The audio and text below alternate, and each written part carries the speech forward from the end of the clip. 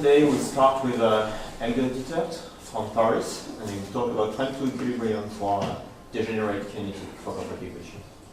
Thank you very much, and thank you very much for coming, and thank you very much for the organizers inviting me and organizing this nice workshop. And of course, thank you very much to the Hausdorff Institute for making this whole program possible. So I will talk about the quantum equilibrium for spatially degenerate Fokker-Planck equation, and this is joint work with quite a lot of people who might be coming at some point as well here, and Harsha is already here, and we discussed already here as well. So I guess it's kind of simple standard. I first talk about the kinetic Fokker-Planck equation and then talk about kind of two results, which I will introduce in the beginning. So the idea is that we look at the simple linear kinetic Fokker-Planck equation. So we have a kind of transport equation. On the right hand side we have a collision operator coming from some kind of interaction with background. In our case we want to say that the interaction with the background is modeled by a Fokker-Planck equation, and the transport is coming from a Hamiltonian. And the interesting part of this work is that we allow some kind of spatial degeneracy in front of the Fokker-Planck operator. So we just put a spatial weight sigma there, and the interesting thing is now what's happening if sigma can be zero in some region.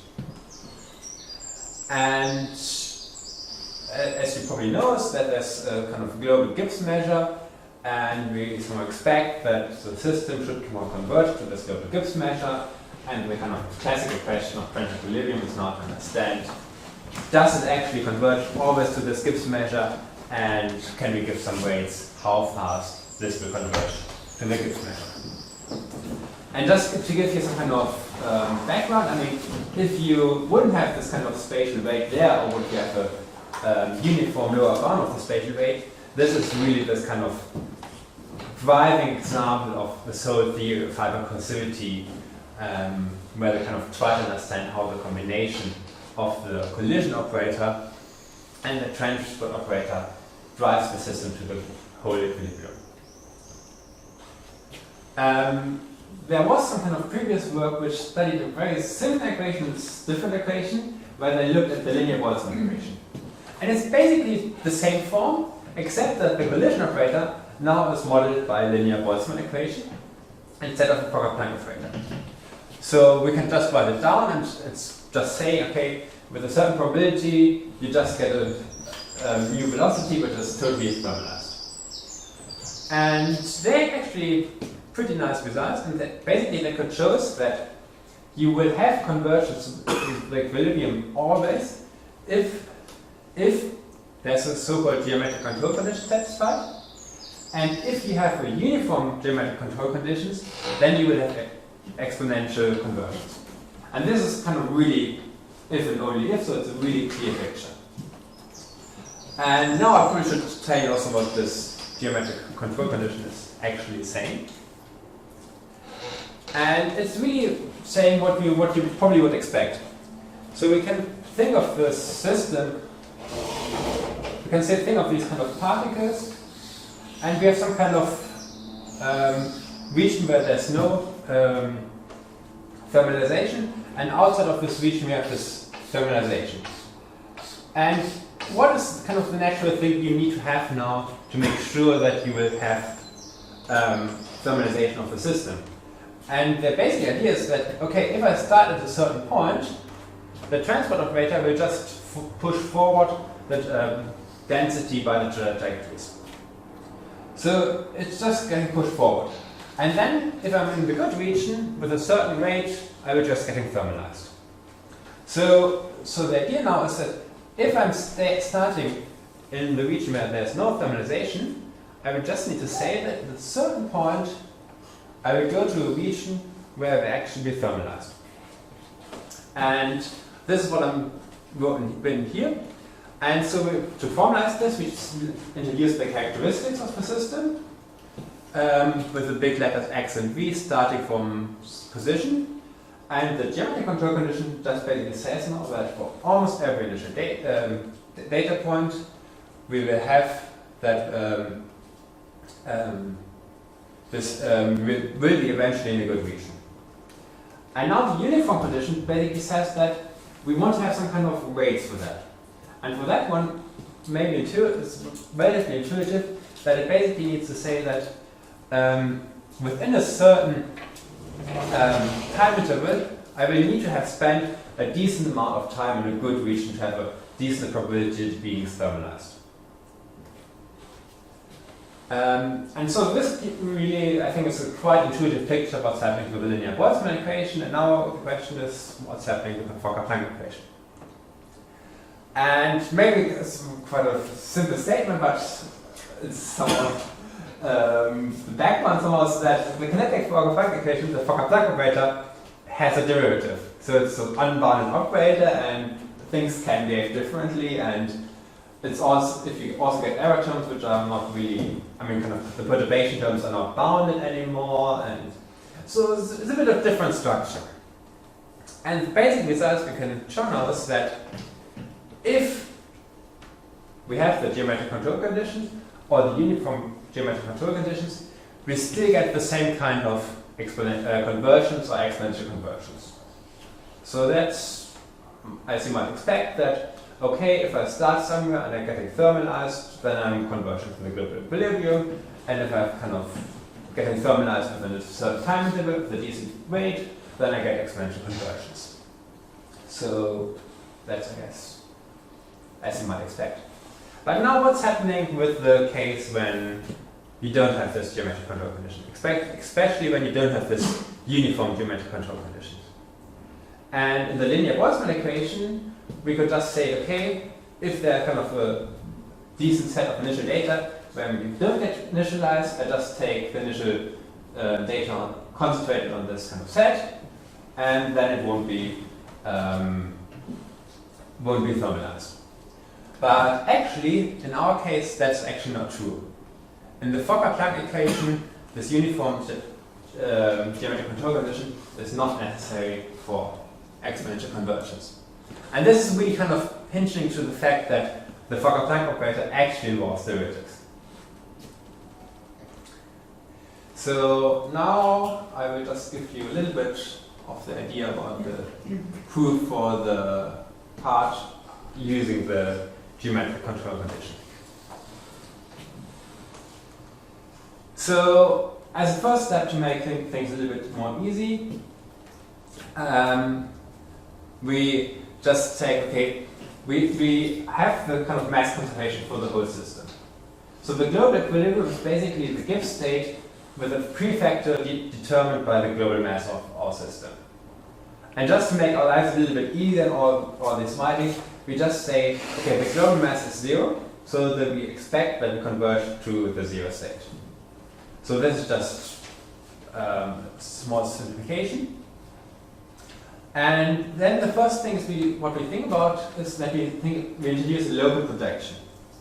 And the idea is basically, if we just would look at the collision operator by itself, it would drive the system to a local equilibrium at every point. And so the local equilibrium is just taking the projection to the kind of local equilibrium, which I called the scalar graphic M, and we just need to fix the prefactor rho, which is just the spatial density, because the spatial density is invariant under the collision operator. And now we can start understanding what the dissipation is looking like. And I guess if you look at the Fokker-Planck equation, it's a pretty standard calculation, is that you first need to introduce a properly weighted A2 space to do the calculations. And if you do this calculation, if you use this kind of nicely weighted A2 space, we can just call it dissipation. And in our work, we basically want to consider basically two cases. Either we say we have a velocity range, which is kind of over the whole real line, and then we have kind of a Fokker-Planck operator with kind of a confining potential, and so we find this kind of dissipation term, and if we somehow say, okay, we have some kind of massless particles or nearly massless particles compared to kinetic energy, then the velocity will be basically always this absolute value of the velocity will always basically be the same. And so we basically have the velocities bound on the sphere, and if we then have a Fokker-Planck equation, we don't have a natural confining potential, and we just basically find this gradient for the dissipation. And so this is already pretty nice because it gives us the right sign, and we actually also already find the kind of local coercivity I just mentioned briefly beforehand.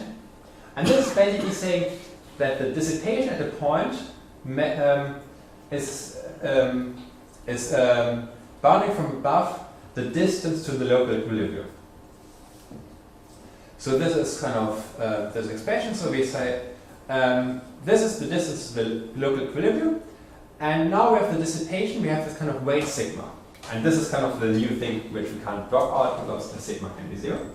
But if this weight sigma is non-zero, then it basically says that the dissipation says that it's bounding above the distance to the local equilibrium.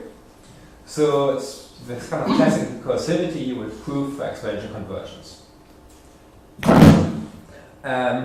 So that's already nice, and the classical coercivity now uses this without this degeneracy to create here full conversions, and now we need to also deal with the sigma.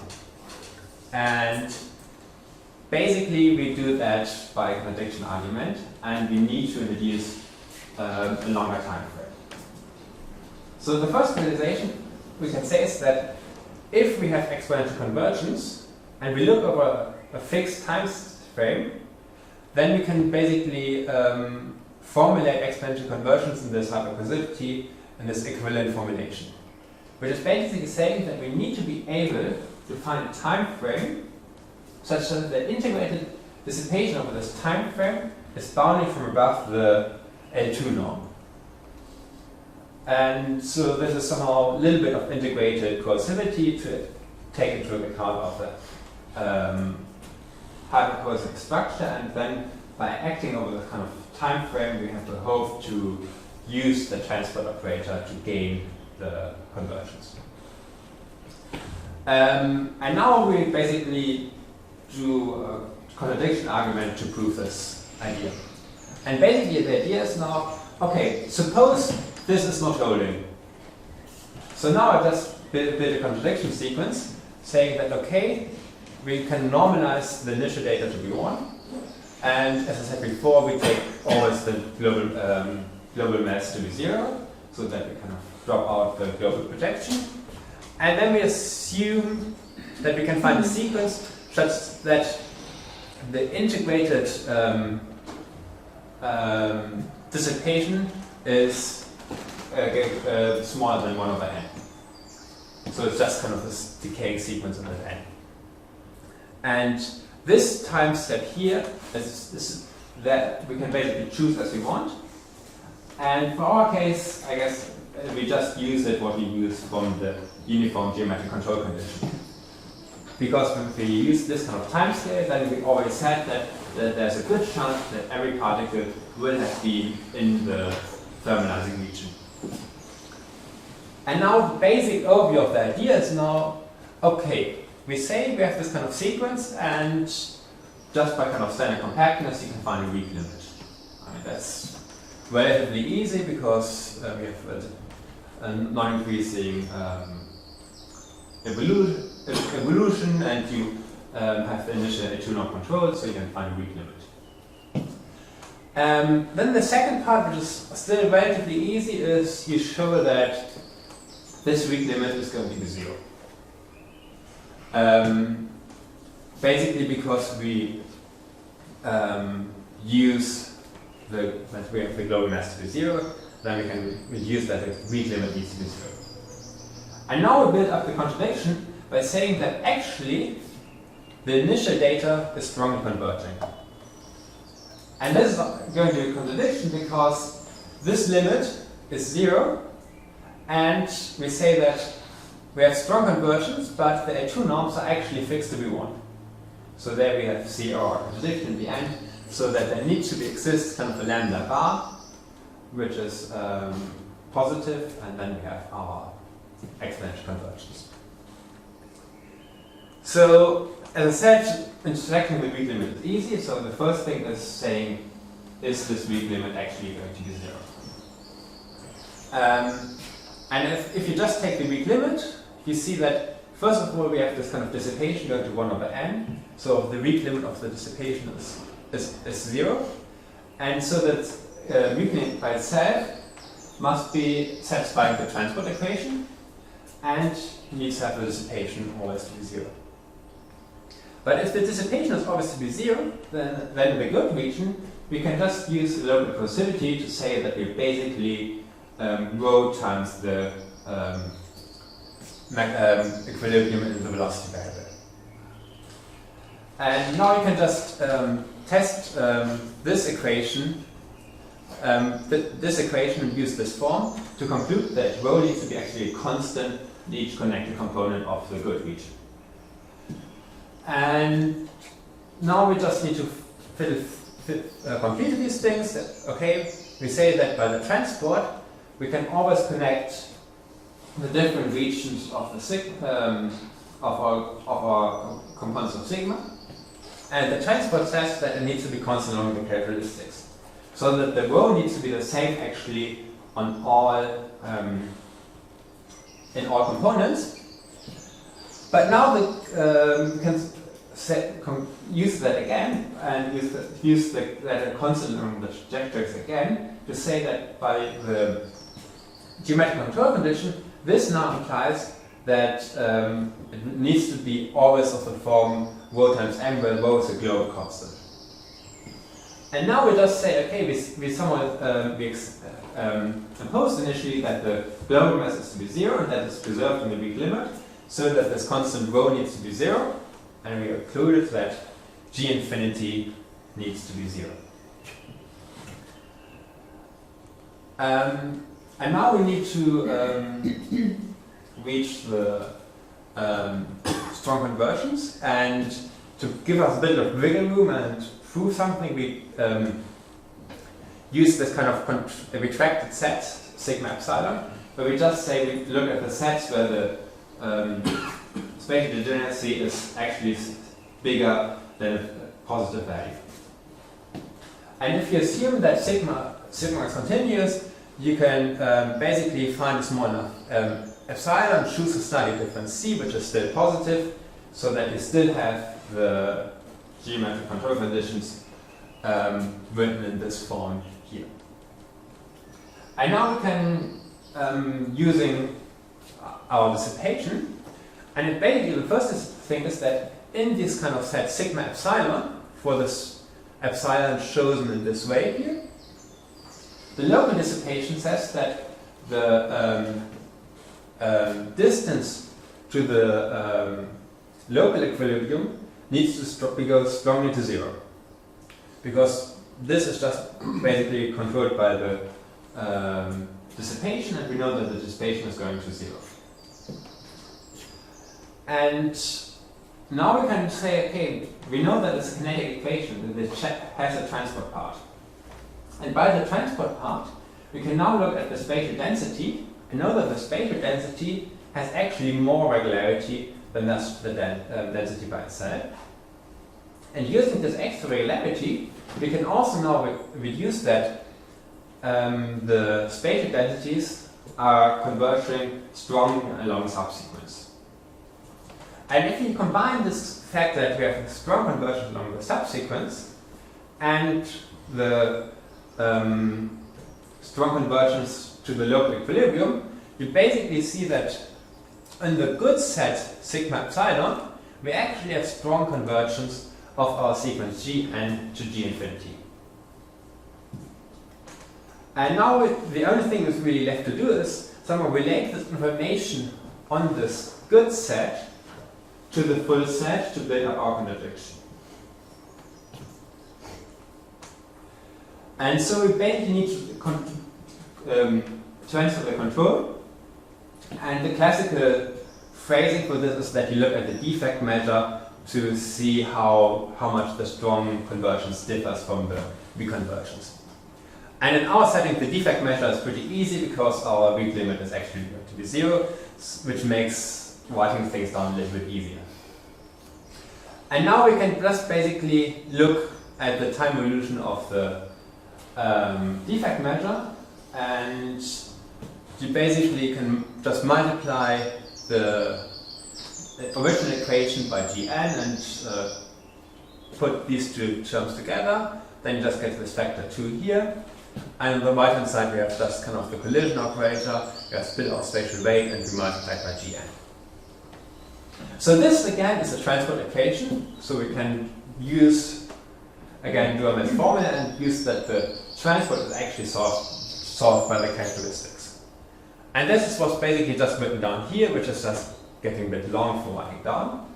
But he basically says, okay, this defect measure at the time, later time at the third position is the initial defect measure transported back along the characteristics plus an integral involving the collision term here. And now we want to use the thing on the good side, so we use a nice weight psi, which is just basically is supported in sigma epsilon. So it's supported only in the region where we have a control by the dissipation. And then we say it's actually going to be 1 in this even slightly smaller region, sigma 2 epsilon. And sigma 2 epsilon, remember, is basically showing that we still have the uniform geometric control condition here. And now we just basically use this already slightly annoying looking formula and multiply by this psi and just integrate over the time interval and the space variables. And this is giving you a long looking formula, but I think it's not super difficult. It's just you add the time integral over this time interval you want to consider, and you integrate over in x and v, and just be correctly, you just keep up the weights which you use for defining the nice A2 spaces. And so we have this kind of first term, which is just basically by the psi. Then we have the second term, which is this transport along the characteristics. And then we have this kind of annoying collision term coming from the correction on the Duhamel formula. And so we can basically have this left-hand side, and then we have this transport term, which I called right-hand side 1, and then we have this kind of annoying looking term, which I called right-hand side 2. And now we can look at these things. And basically, if we look at the left-hand side, we know that sigma chi is supported on sigma epsilon. But on the sigma epsilon set, we actually proved the strong convergence. And by the strong convergence, this means that actually if n goes to infinity, this whole part is also going to be 0. Then instead we have on the right hand side this really long term coming from the collision operator. But I mean the collision is only happening in the good region, and it's also having the nice weight, and if you play around a little bit, you can basically use Cauchy-Schwarz and control this by the dissipation again to see that as long as n goes to infinity, this is also going to be 0. But now we have our nice term which we actually really wanted, which is I call right hand side 1, which is really just this term here.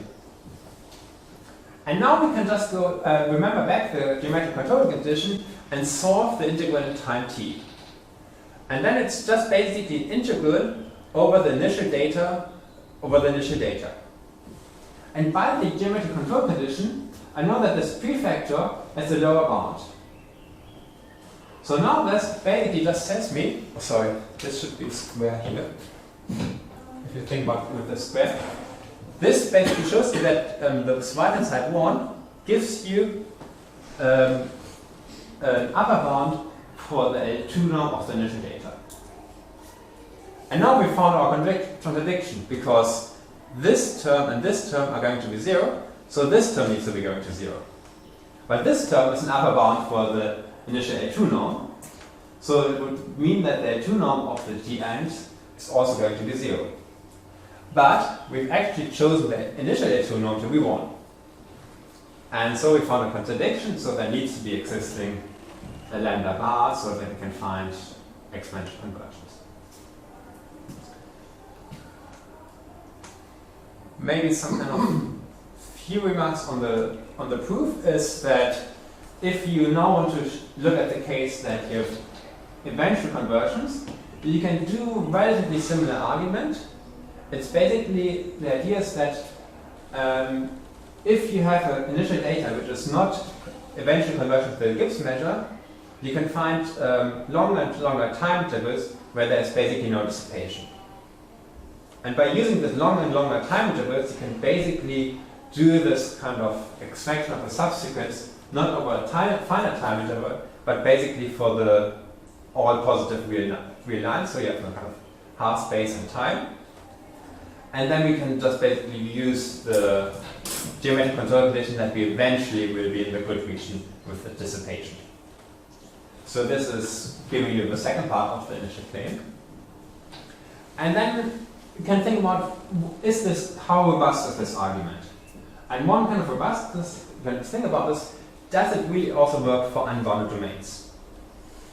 And if you think back to the proof, it might be not clear whether it works or not, but actually it's relatively robust as long as you have kind of a nicely enough confined potential and the dissipation bounded from below for large distances.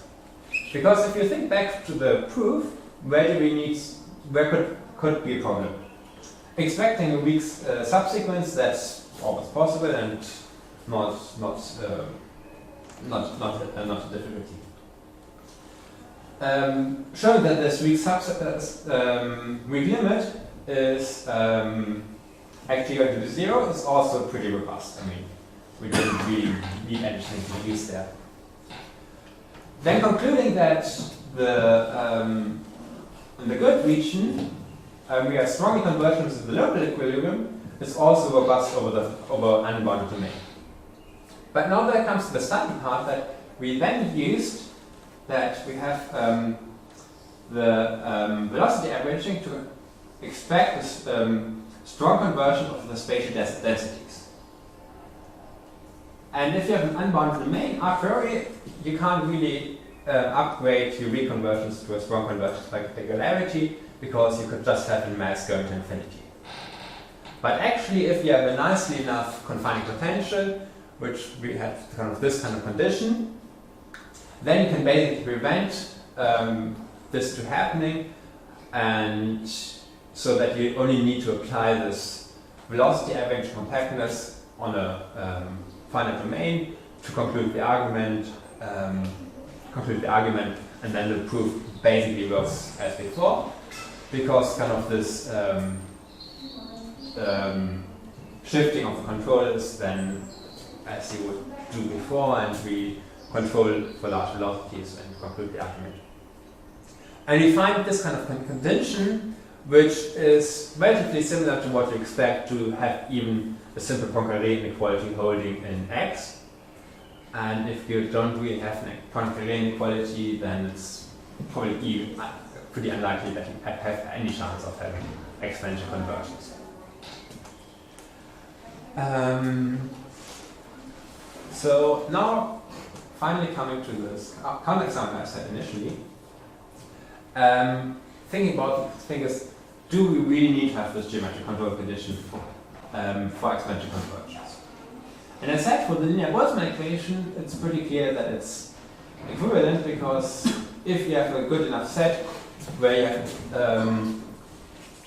initial data where the geometric control is not holding uniformly, you just put the initial data there, and then it's evolving, and you just bound the effect of the dissipation by the sigma, and because you know that you will hardly be any in the sigma, then you can make the dissipation as small as possible.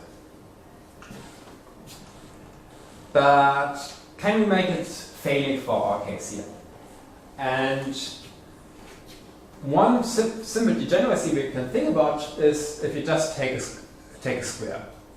So we just think basically, so the simplest case, we just take space to be one-dimensional, And we want to think what's happening if I have a spatial degeneracy which is basically looking like x squared.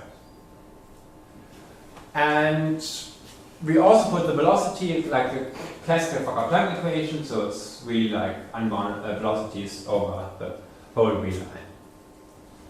And now if you think back to the uniform geometric control condition, this is actually failing. Because if I just take small x and b, if we look at this integral, I can make it arbitrarily small by just making x and b sufficiently small as I want. Because if x and b is basically small enough, then it's basically the trajectory will basically staying at x equals 0, and the square is arbitrarily small around the origin of 0. And as said, for the linear Boltzmann equation, this says, yeah, if you want to break this exponential convergence, put your initial data there, and your work can be as slow as you want. But now for the Fokker-Planck equation, we have actually a competing effect. And the interesting part is that if you kind of concentrate it more and more, you have higher and higher gradients. And if you have higher and higher gradients for the Fokker-Planck equation, this means that you have higher and higher dissipation.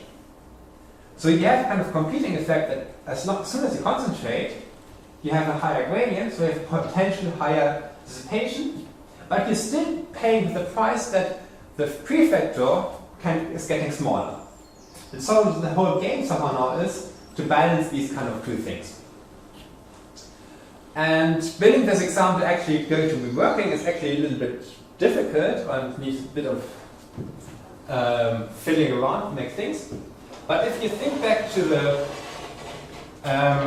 commutator framework by Villani, we can actually see that we have a hope to find something along this line. And if you remember the commutator framework, we have somehow kind of a operators A and B, where A is generating the dissipation, and in classical commutator estimates, it's just dV. But now we have this kind of x squared here, so we just have a prefactor x. And B is just our transport operator.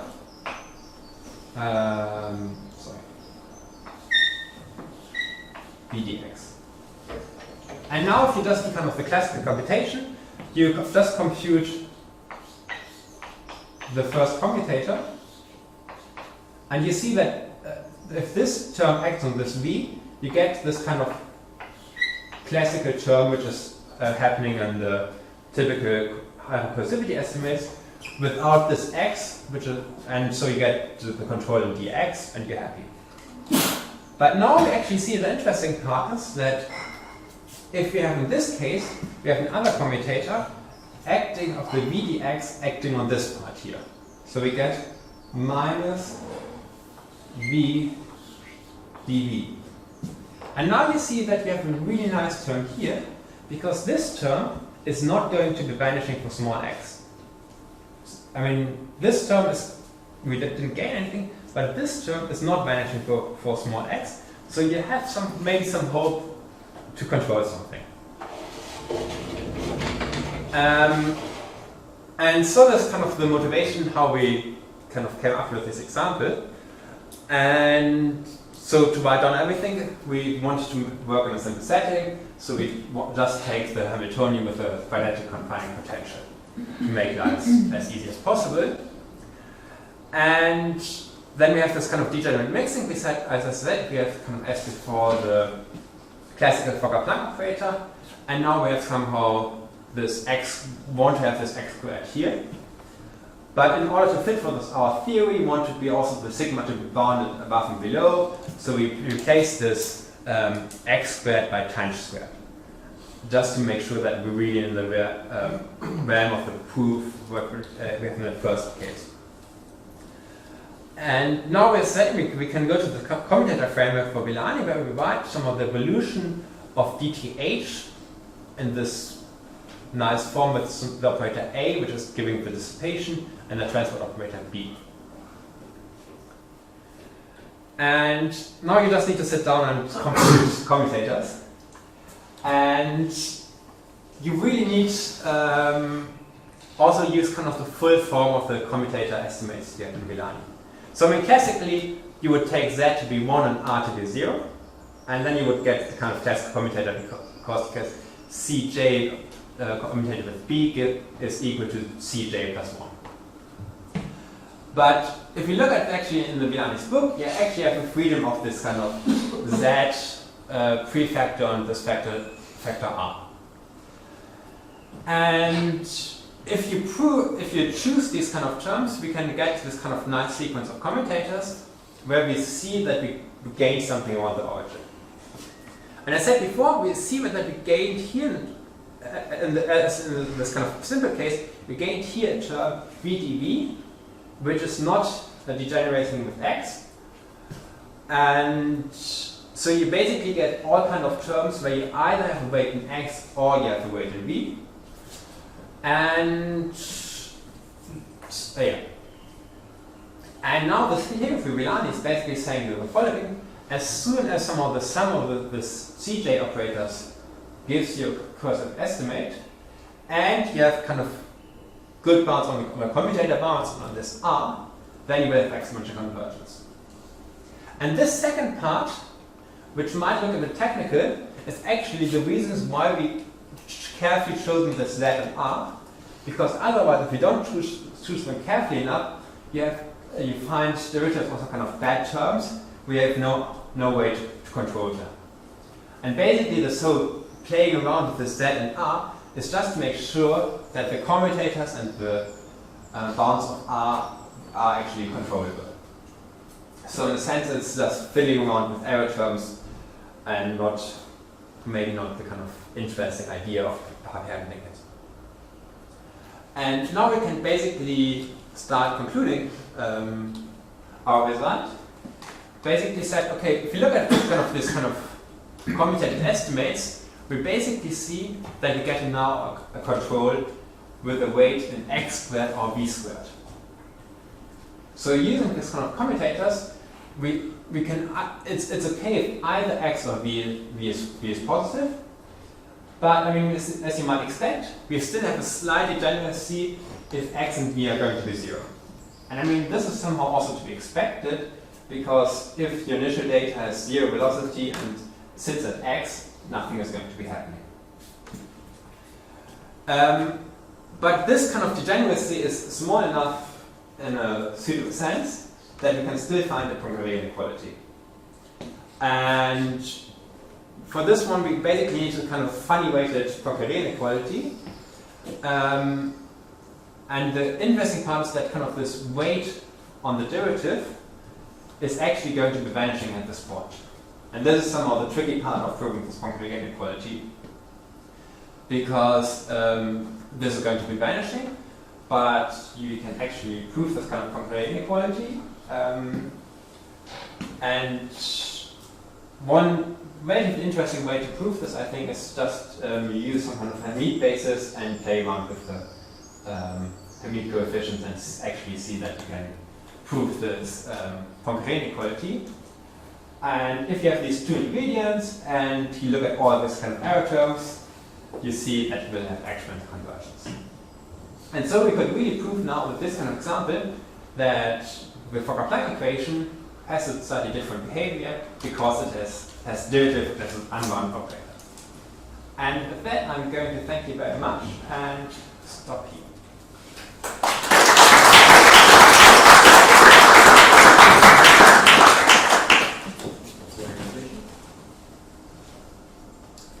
So in an homogenization setting, you would have a sigma that would be like periodic with some parameter epsilon, such that when epsilon goes to 0, the obstacles, so you have an obstacle where sigma is 0, and then you have more of them in a periodic grid and they go to 0. But at the end, if you have some geometric control, you would have a Fokker-Planck equation with a sigma, which is some constant metric and matrix and elliptic. But so you would have the limiting Fokker-Planck would have a nice hypocoercive behavior, and so you could want to prove that what you are doing here, you can do that like uniformly in some sense with epsilon, but here, since you have quite a few arguments which are not non-constructive, do you think you could do such a thing, maybe by using the fact that at the limit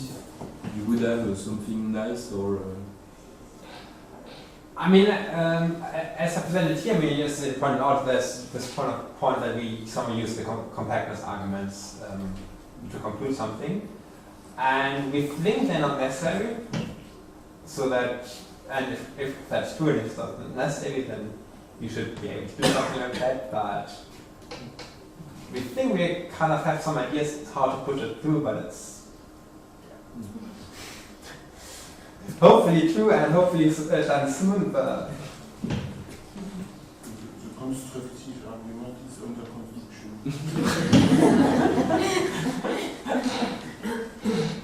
You have a sequence of constructive arguments.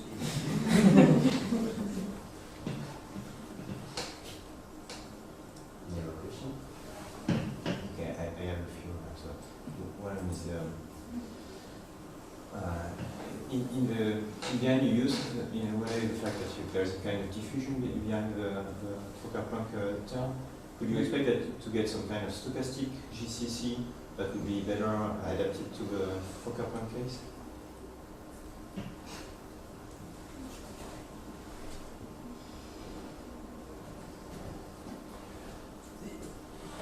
I'm not super sure because I mean, this GCC is basically, I think the idea is slightly different. That somehow you ignore the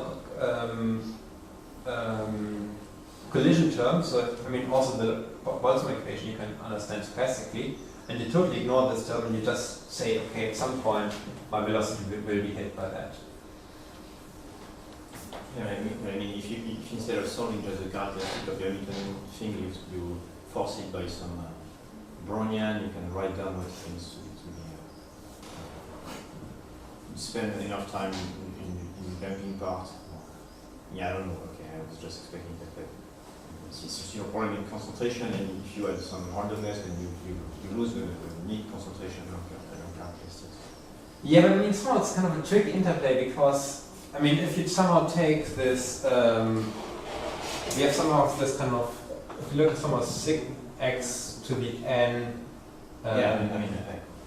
sigma to the x to the n, it's clear that if n is going to be too large, basically the argument works because you stick and concentrate things and the gradient might be growing, but the weight is going to be small fast enough. So it's not really, someone needs to have good interplay between these kind of two effects. So yeah, I have another question concerning the very first part with the zero folder dissipation. Is there any case where the decay is really algebraic, and is there a kind of GCC condition that corresponds exactly to the algebraic decay? I mean, there are definitely cases where there's algebraic decay. I'm not sure whether there are kind of results saying that if you have some kind of conditions, you get t to the n decay.